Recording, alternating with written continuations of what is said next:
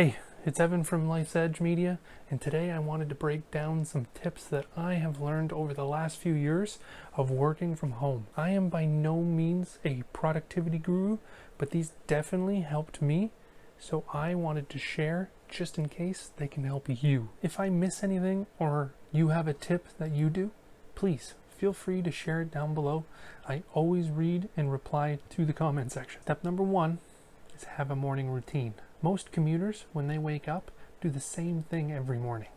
They get up, they get ready, they get dressed, they pack a bag, prep a lunch maybe, make a coffee for the road, make some breakfast, and get out the door before they are going to be late.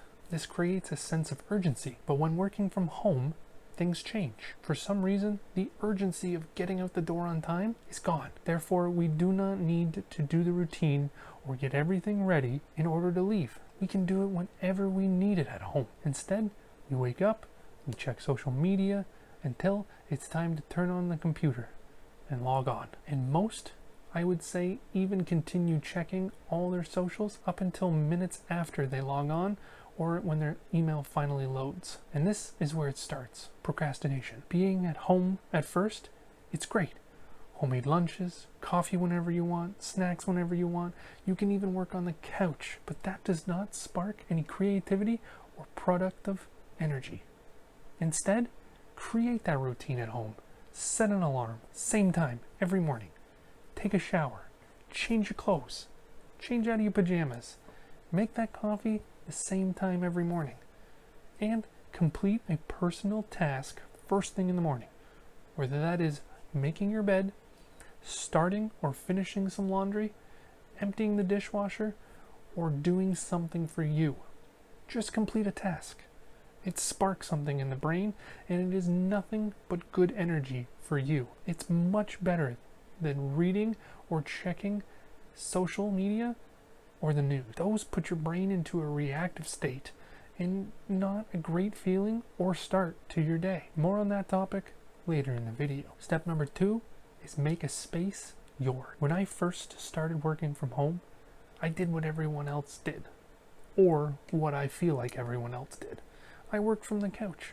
That was the dream while sitting at work, thinking to yourself, what I would do right now to work from the couch. After working from the couch, I then moved to the dining room table, and for months I continued to go back and forth from the couch to the table whenever I needed a bigger surface or something a little more firm to sit on. Productive work did not happen. I was distracted with all the things around the house. TV, phone, kids, kitchen, anything and everything was there to distract me.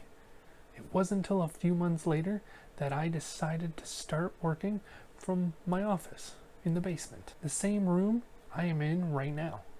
This is my office/game room. It's in the basement of my house, and when I came down here with the work computer in hand, I had the mindset of getting productive work done, and I noticed it right away. I was more focused and just able to complete task after task and get my daily list done before quitting time. Tip number 3, beware of the temptation to keep working. When working from home, it becomes very easy to push past that 5 o'clock. The thought of, well, I would just be driving home anyways, or I'm just going to finish this one thing before I stop. If you don't set that mindset, then constant thoughts of needing to work won't stop. And this is even worse if you don't follow my previous step and leave your computer on and in sight. Hearing those chimes when an email or an instant message comes in, the feeling of, oh, it'll look great to my boss or look good to my coworkers if they see I'm putting in the late hours.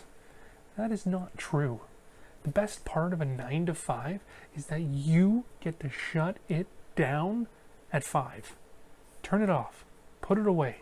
Write a note for yourself in the morning on what you need to be working on or what you didn't have time to get done that day. Which leads me to my next point. Know what you should be doing and what you need to get done. Have a plan for the day. Writing that note the day before gets you started in the morning. No need to sit down and decide what to work on. No time for procrastination.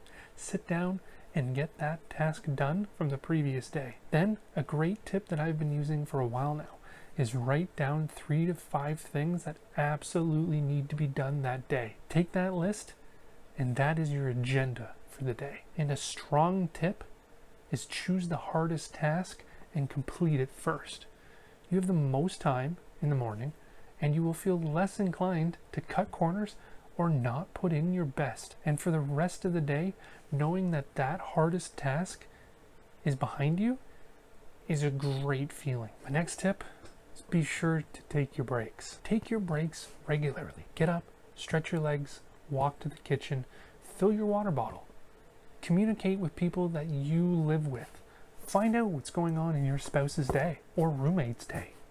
While at home, we think that we don't need to take breaks because we're at home. We're on the couch. This is not true. You should always take a mental break. This is a great time to go outside for some fresh air. I would even go as far to say that this is a good time to check your social or read a few news posts. Or even better is call that colleague from work and catch up. Just like if you walked by them in the office. Whatever gives you that little boost so that when you come back to your seat to work, you come back refreshed and re-energized. Next tip is control your news and social media intake. One of my less popular opinions is to control social media and news intake. Do not allow yourself to have unlimited time to look at news and social media. Limit yourself to maybe just your morning or afternoon break. And on that other side, whether you choose a morning or afternoon, choose the opposite break to have a face-to-face conversation with a family, friend, or colleague. This can include Teams, Skype, Discord, FaceTime, however you connect. We as humans need that face-to-face social interaction. You will feel much better after that conversation rather than checking any app or any feed. You do not want to read a headline and suddenly have your mind just go into a whirlwind of reaction. It will not allow you to fully return to a productivity mindset. It will be sitting in the back of your mind and you will constantly be thinking about it. Save those for later in the day or even not at all. So these are my tips from working from home. Hope some of you find them helpful. If they did, please leave a like on the video as it really helps the channel, and maybe we can do a part 2 for this. And if you enjoyed this video, subscribe to see even more content like this in the future. Thank you for watching, and have a great day.